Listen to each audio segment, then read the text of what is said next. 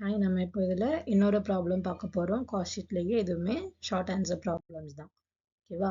Question என்ன பார்த்தீங்கன்னா, calculate the work cost. நம்ம வெறும் நமக்கு ஒர்க் காஸ்ட் மட்டும் நமக்கு தேவை. ஓகேவா?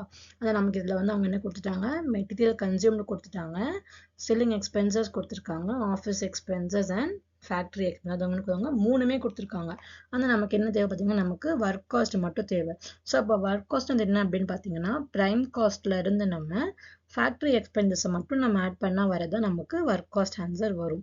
இங்கே நமக்கு ப்ரைம் காஸ்ட்க்கு அவங்க என்ன கொடுத்துட்டாங்க, டைரக்ட் மெட்டீரியல் எக்ஸ்பென்சஸ் தனித்தனியாக கொடுக்காம அவங்க மெட்டீரியல் கன்சியூம்டுன்ற வேல்யூ மட்டும் கொடுத்துருக்காங்க. ஸோ அப்போ மற்ற எக்ஸ்பென்ஸ் எதுவுமே கொடுக்கலன்றதான் நம்ம என்ன எடுத்துக்க போகிறோம், நம்ம என்ன மெட்டீரியல் கன்சியூம்டையே நம்ம ப்ரைம் காஸ்ட்டாக எடுத்துக்க போகிறோம். சரியா? ஸோ இப்போ கொஷனில் கொடுத்துருக்க மெட்டீரியல் கன்சியூம்டு கூட ஃபேக்ட்ரி எக்ஸ்பென்சஸை மட்டும் நம்ம ஆட் பண்ணால் போதும், which will give a work cost.